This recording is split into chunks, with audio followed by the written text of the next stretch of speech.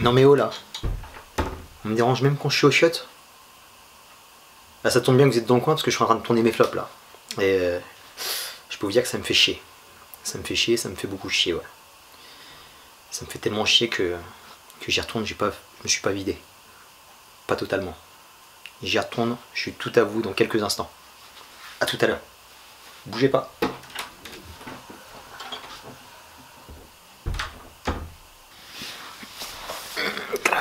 Crapi. Yep. Messieurs, dames, le bonjour. Après la vidéo des tops, nous allons passer au flop. Bonne nouvelle, il y a eu beaucoup moins de flops que de tops cette année.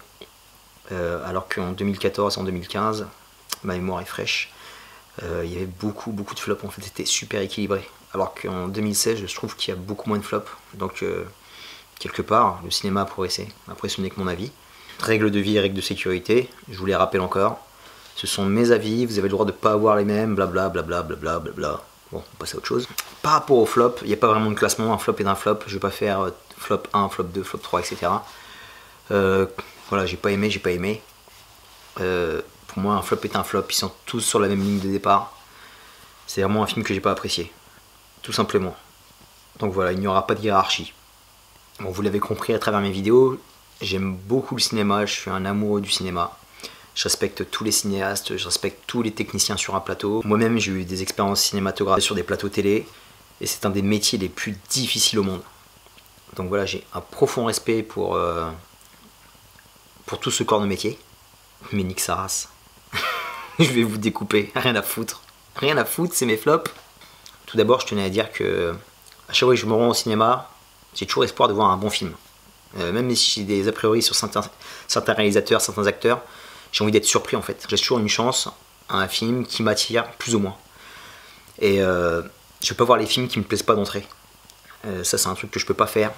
Si c'est pour y aller, détester, me foutre de la gueule de ce que je vois à l'écran, ça ne m'intéresse pas. Et intellectuellement, c'est pas bon, j'aime pas faire ça. Je fais quelques exceptions pour mes potes qui me forcent un peu la main à aller voir des bouses. Des bouses, mais dégueulasses. Et plus les années passent, plus je vieillis, plus je ne supporte plus ce genre de film. Donc j'y vais, je me force à mon corps défendant, mais j'y vais parce que voilà, faut préserver l'amitié, comme on dit. Je ne supporte plus ces films tels Tekken, Fast and Furious. Enfin voilà, j'ai plus envie d'aller les voir. C'est plus possible. Donc Ben, je t'aime beaucoup Ben. Je t'aime beaucoup, mais franchement, je sais pas si ça va être possible cette année. Et j'ai vu la liste qui est en 2017 de certains films.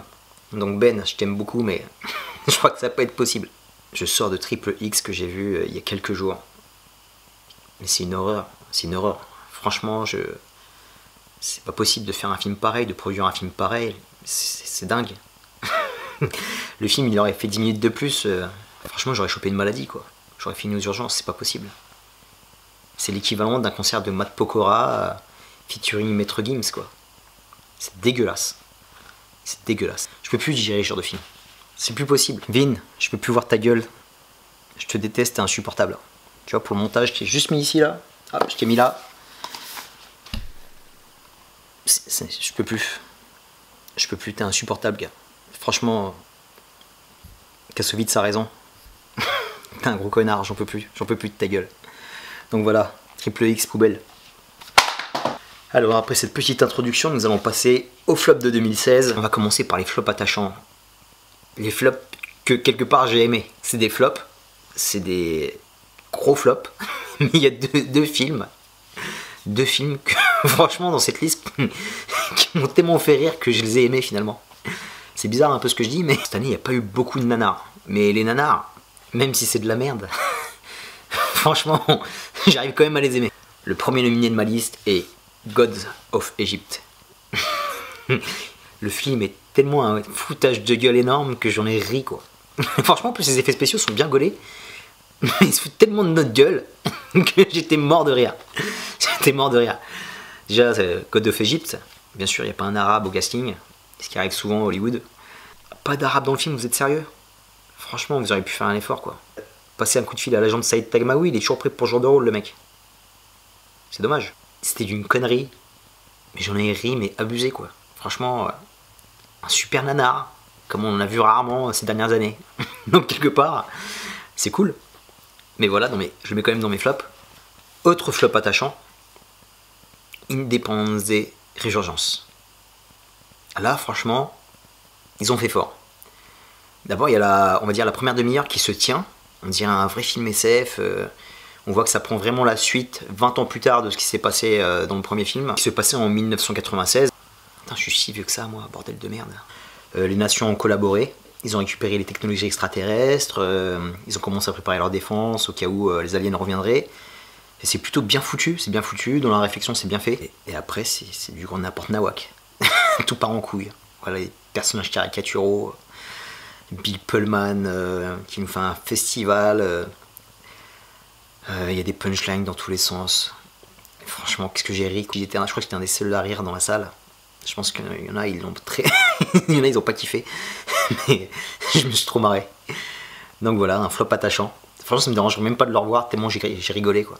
Et la phrase de fin, la punchline de fin est d'un ridicule. Mais c'est dingue.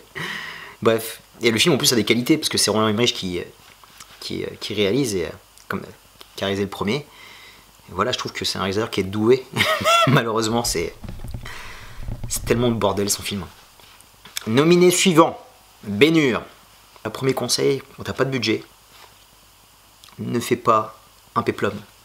Ça ne marchera pas. Les décors sont moches. Les acteurs ont des corps de lâches. Surtout Ben-Hur, purée. Ben-Hur, il fait peur. Franchement, c'est chaud. Ben-Hur, il peut se faire tabasser pendant un petit 10 ans. Les acteurs n'ont pas de charisme. Les Romains d'Astérix et Obélix, ils font plus flipper que les Romains de Ben-Hur. Voilà, il n'y a pas grand-chose à retenir de ce film. Timur Bekmambetov. Je t'ai toujours soutenu depuis tes premiers films. Depuis Night Watch, Day Watch, numéro 9, Wanted. Mais là, c'est pas possible, mec. C'est pas possible, t'as pas le droit de faire ce genre de film. Tu sais ce que c'est que de faire des bons films d'action, prenants et tout. Ben là, non. Là, c'est pas possible, c'est de la daube. C'est d'une tristesse de voir un péplum pareil, je suis vraiment dégoûté. Dégoûté, parce que t'as envie de voir un grand spectacle et voilà, tout passe à côté, quoi. Tout passe à côté, ça fout la rage. C'est dommage. C'est dommage parce qu'il n'y a pas beaucoup de péplum au cinéma, donc... Un beau gâchis. Un beau gâchis. Et Morgan Freeman, putain de merde. Qu'est-ce que tu fous là, encore une fois? Qu'est-ce que tu fous là? C'est quoi cette coupe de merde? C'est ridicule. Morgan Freeman, t'es Morgan Freeman. Arrête. Arrête de faire des choses pareilles. Pourquoi tu te rabaisses comme ça? Un peu d'amour propre, quoi. C'est dingue. C'est dingue de se comporter comme ça. Pense à tout ce que t'as fait avant, toutes les belles choses que t'as fait avant. Et là, t'es en train de te... T'es en train de te saborder, mec. Tu veux qu'on retienne de toi que t'as fait ce genre de daube? Bref, faut oublier de ta filmo. Mais malheureusement, j'arrive avec encore un autre film où t'étais encore là cette année, donc les dossiers s'accumulent. Morgan Freeman, je peux rien faire pour toi, je pourrais plus te défendre, mec. Désolé. Nominé, Beauté cachée. Alors, Beauté cachée, c'est l'histoire d'un mauvais timing. Un mauvais timing parce que dans la semaine, quelques jours avant, j'avais vu un très bon film qui traitait du même thème, qui traitait du deuil, et qui était intelligemment fait, bien réalisé. C'était Manchester by the Sea. Et j'ai vu Beauté cachée quelques jours plus tard. Et c'est pas possible, quoi. Je pense pas, je sais pas, j'aurais peut-être pas mis dans mes flops. Je sais que j'aurais pas aimé, mais j'aurais pas mis dans mes flops. Mais là, non, quoi. Non, voilà. C'est pas possible. Il y a un super casting. Tous les acteurs, je les aime beaucoup. Que ce soit Kate Winslet, I love you, Kate Winslet. Michael Peña, muy bien. Edward Norton. Edward Norton qui est tout en haut de mes charts. Et Will Smith. C'est pas possible de faire un film aussi mauvais, quoi. Il m'a pas du tout touché, alors que c'est un thème difficile. C'est un thème sur le deuil. J'aime beaucoup les dramas qui traitent aussi de ce genre de sujet. Et voilà, quand on voit Manchester by the Sea qui le traite intelligemment, et t'as ça, je sais pas ce qu'ils ont voulu faire. Ils ont voulu lui mettre du baume au cœur, ou ils ont voulu nous attrister encore plus. Mais voilà, c'est nul. Il n'y a rien qui passe, il n'y a rien qui est crédible. Will Smith, je t'aime beaucoup, Will. Je t'aime beaucoup, t'es le héros de notre adolescence, voire notre enfance, à pas mal de personnes que je connais, parce que t'es le prince de Bel-Air. On t'a tous kiffé. On t'a tous aimé dans Bad Boy, on t'a tous aimé dans plein de films. dans Ali, dans Je suis une légende. Mais là, les rôles de dépressif, là, pour courir après l'Oscar, ça suffit quoi. Stop. Refais-nous des films d'action, refais-nous des bonnes comédies, des films plus légers que ça, parce que ça te va pas du tout, mec. T'es pas Denzel Washington, tu seras jamais Denzel. Et c'est pas grave si t'as pas l'Oscar, on te kiffe quand même. Donc Will, s'il te plaît, arrête le massacre, mec. C'est pas possible, gars. Fais quelque chose. Voilà. Beauté cachée. Non, non, du tout. Nous allons passer aux suites foireuses. Et il y en a eu pas mal. Accrochez-vous. Le nominé suivant est American Nightmare numéro 3, Élection. The Purge, Election Here. Je vais pas dire que c'est une purge, mais en fait, en gros, c'est un constat global par rapport à cette franchise. Avec cette franchise, j'ai un gros souci. C'est que le postulat de départ, il est beaucoup plus intéressant que le contenu, en fait. Ce qui fait qu'en fait, on a une belle vitrine, on se dit qu'on va kiffer, on regarde. Et ce qu'il y a à l'intérieur, c'est moche. Voilà, dès qu'on ouvre le paquet cadeau, il n'y a rien dedans, quoi. Il y a très peu de choses. Donc voilà, c'est une grosse déception pour moi. Que ce soit les trois. Le premier qui était un Home Invasion. Ouais, j'en ai déjà vu plusieurs, sans plus. Le deuxième, il est un peu mieux parce que c'est un peu plus développé, ça se passe dans Los Angeles. Tu te dis que ça va prendre. Et le 3, tu dis bon, élection. Tu vois qu'après la purge, ça devient international. Il y en a, ils prennent leurs vacances pour faire la purge aux États-Unis pour défoncer la gueule de tout le monde. Et juste pour le plaisir de buter, tu te dis ouais, pas mal, ils ont quelque chose de bien, il y a l'élection en même temps. Voilà, c'est une série B sans plus. D'où ma déception, c'est pour ça qu'il fait partie de mes flops malheureusement. Parce que franchement, j'en attendais beaucoup, comme je vous l'ai dit, et il fallait mettre ça dans les mains d'un vrai réalisateur. Voilà, t'aurais donné American Nightmare, The Purge, tu l'aurais donné à John Carpenter, ça aurait cartonné quoi. Tu lui donnes de la matière comme ça, et il te défonce le truc. John Carpenter, tu connais pas? Non, t'es sérieux, tu connais pas John Carpenter? Non mais arrête la vidéo tout de suite et tu vas te mater la film de John Carpenter tout de suite parce que là t'as rien compris à la vie, mec. Allez, fonce. Go go go. American Nightmare numéro 3. Je crois que la franchise s'arrête ici et tant mieux. Nominé Insaisissable 2. Alors le premier Insaisissable, j'ai pas aimé. J'ai pas détesté mais j'ai pas aimé quoi. Ça ne sert pas à grand chose. Et là c'était l'été, j'ai vu la bande-annonce. Il n'y avait pas Mélanie Laurent, il n'y avait pas José Garcia. Je me suis dit, ouais, bon, le petit casting français qui sert un peu à rien, ils vont foutre le camp. Je vois Daniel Radcliffe, que j'aime beaucoup, qui s'est complètement affranchi d'Harry Potter avec pas mal de rôles, avec Horns, avec Imperium, il a fait pas mal de bons films là. Je me dis, ouais, why not? On va voir, peut-être que ça va prendre un bon virage, ça va bien se goupiller. Mais c'est encore pire. C'est encore pire. Mais c'est du foutage du gueule total. Franchement, au bout de 10 minutes, vous m'avez perdu, j'ai rien compris. Sous prétexte que c'est magique, c'est cool, non, ça passe pas. Tu veux pas mettre tout et son contraire dans le même film? Non. Ça prend pas avec moi. Vraiment une daube. En plus, il est super long, il dure 2 heures. J'ai eu très chaud. J'étais avec mon pote qui aime beaucoup la magie, donc je suis resté, mais sincèrement, j'aurais pu quitter la salle, c'était la même quoi. Il me dit là, fais-moi un résumé du film, c'est impossible pour moi. C'est impossible. J'ai absolument rien compris. S'il y a quelqu'un qui a compris ce film, qui peut m'expliquer les tenants et les aboutissants, pas de problème, on y va. Donc, s'il y a un 3, ne comptez pas sur moi, je ne serai pas là. Et Morgan Freeman, qui est encore là. Il y a un problème, Morgan Freeman, quoi. T'es Morgan Freeman, mec. Hein, les évadés, Seven, Robin des Bois. On te kiffe, Morgan Freeman, mais pourquoi tu fais des boosts pareils? Qu'est-ce que tu vas foutre ta gueule dans ce genre de film là? T'as des problèmes de pension alimentaire, t'as parié, tu perds au jeu, je sais pas. Tu dois de la thune au fisc. Non mais arrête tout de suite. S'il te plaît, toi aussi, reprends-toi s'il te plaît quoi. Respecte-nous, fais des films où on te kiffe, pas des dopes pareils, mec, Morgan Freeman. Alors attention, on monte en gamme là. Là, on arrive à la catégorie film d'auteur. Nous allons commencer par The Assassin. J'aurais dû me méfier parce que ça faisait partie de la sélection cannoise. Soit je surkiffe, soit je déteste. Et là, j'ai détesté là. Là, on peut dire que c'était une purge de chez Purge. Je regarde un petit peu le synopsis. Je vois drame action. Je me dis ouais, why not? J'aime beaucoup les films asiatiques. J'ai aucun problème aussi avec les films asiatiques, contemplatifs, du style Tigre et Dragon, Secret des poignards volants, Celui qui me vient en tête aussi, c'est le dernier Wong Kar-wai du Grand Master, que j'ai beaucoup aimé aussi. C'est pas des films qui sont péchus, où il y a un rythme de malade mental, c'est très long. Mais voilà, c'est très beau, donc franchement, j'ai aucun souci avec ça. J'aime beaucoup ce genre de film. Alors je me suis dit que ça allait être dans la même veine, parce que je vois la sélection cannoise, je me dis ouais, ça va être un film avec beaucoup de beauté, bien réalisé, etc. Il y aura un petit peu d'action. Mais là, c'était une purge monumentale. Franchement, il y avait des micro-actions. Voilà, les scènes d'action duraient des microsecondes, c'est filmé de loin. Je comprends pas où va en venir le réalisateur. J'ai pas compris aussi le film. La nana, super belle, hein, mais ça suffit pas à faire un bon film.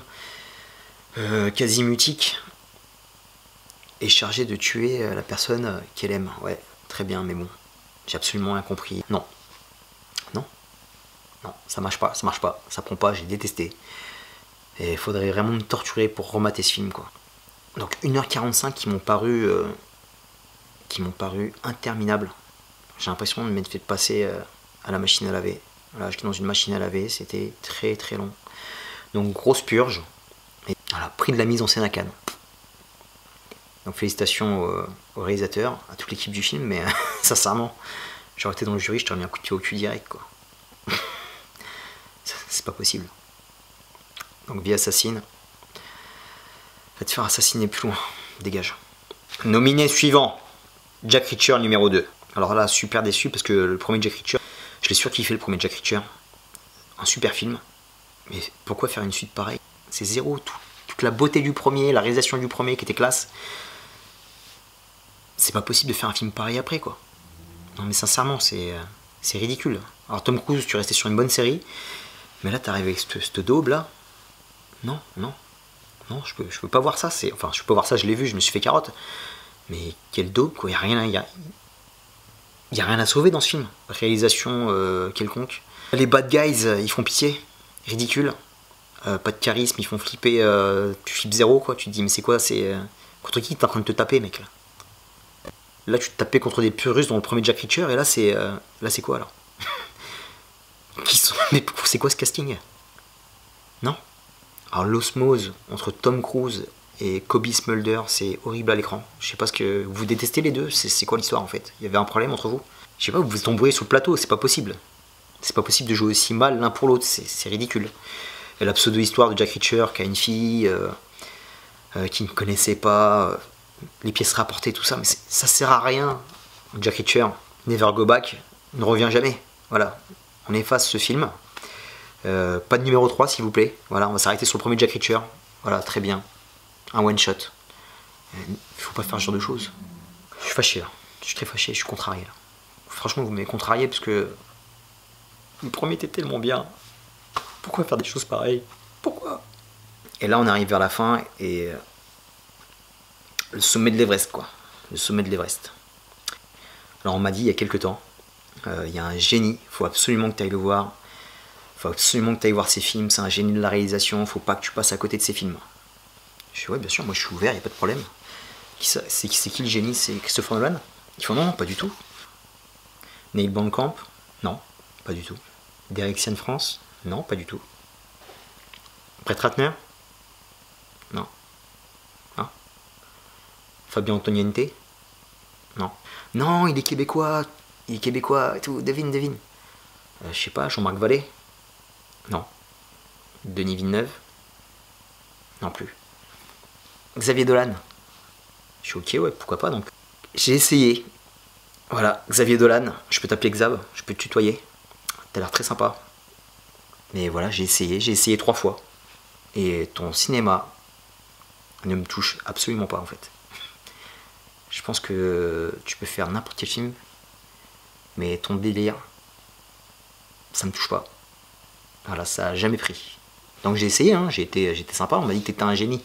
Je voulais voir le génie quoi. Donc je suis allé au cinéma, je suis allé 3 fois voir tes films, et ça ne prend pas. Donc nominé juste la fin du monde, avec le super casting français, etc. Les meilleurs acteurs français, Cotillard, Cassel, tout ça, mais bah, allez vous faire foutre. Je suis pas aimé du tout. Vous m'avez saoulé. m'avait saoulé. Et franchement, j'espérais en tirer quelque chose, parce que quand j'ai vu la bande-annonce, je me suis dit, j'ai une petite hype, tu vois, j'ai eu un petit quelque chose, tu vois. Mais au bout de 10 minutes, je savais que j'allais pas aimer, quoi. Pour les mêmes raisons que j'ai pas aimé tes autres films. Voilà, ça me parle pas, ça me touche pas, c'est... Voilà, ça me fait rien. Ça me fait rien. On m'a dit que t'étais un génie, donc j'ai envie d'aller voir. Et ça m'a pas touché. Voilà, ça m'a pas touché. Voilà, donc dans mes flops. J'en ai discuté avec pas mal de fans sur les forums. Fans de la cause Xavier Dolan, parce qu'en fait, le mec a une vraie fanbase. C'est complètement fou, on dirait que c'est les... c'est comme les fans de Star Wars. C'est un truc de dingue. Il a 1 milliard de fans, le mec. Ils sont virulents en plus. Ils rentrent dans la gueule un truc de dingue. Et ils sont en train de te dire, mais t'as rien compris, il faut que tu le revoies.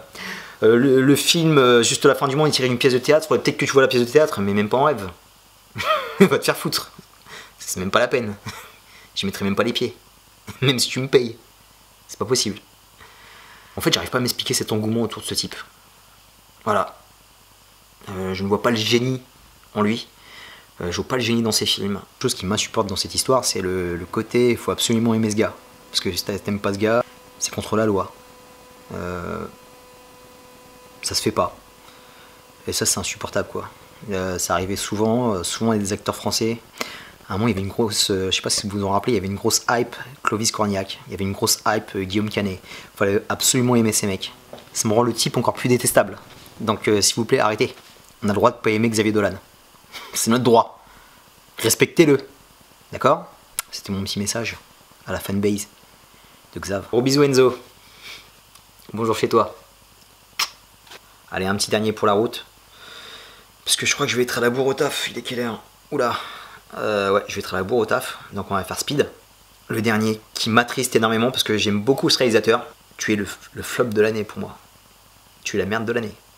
Et ça m'attriste énormément parce que j'ai vu tous les films de ce réalisateur que j'apprécie énormément. Je suis là depuis le début. Mais ce que tu m'as infligé avec ce film, franchement, je sais pas si je vais te le pardonner. Et je sais pas si j'irai voir la suite de ta carrière. Parce que Neon Demon, c'est le pire film du monde. Nicolas Winding Refn. Franchement, on va te faire foutre, mec. C'est pas possible de faire un film pareil. Qu'est-ce que t'as voulu faire? Je sais pas ce qui s'est passé. T'as pris de la drogue? T'as pris de l'opium? Qu'est-ce que t'as fait là? T'as pris quelque chose de très fort là. Parce que la personne qui arrive à m'expliquer ce film, s'il y a une poussière de scénario dans ce film, s'il y a un but à ce film, s'il y a quelque chose à dénoncer, aidez-moi. Mettez-le en commentaire s'il vous plaît, parce que j'ai absolument rien compris à ce qu'il a voulu faire le monsieur. Donc le Danois, tu vas te calmer sérieusement et tu veux pas faire ce genre de choses. Parce que je suis là depuis le début, j'ai vu Butcher, Branson, super, Valhalla Racing, super. Si j'ai pas tout capté, il y avait une certaine beauté dans ce que tu as fait. Il y avait quelque chose, mais là il n'y a rien, quoi. C'est du vent, quoi. C'est du vide. Là c'est du vide par le vide. S'il y a des fans de ce film, éclairez-moi. L'ascension d'une mannequin, la jalousie autour d'elle, la rivalité exacerbée dans le monde du mannequinat. On est prêt à la buter pour ça, ouais, super.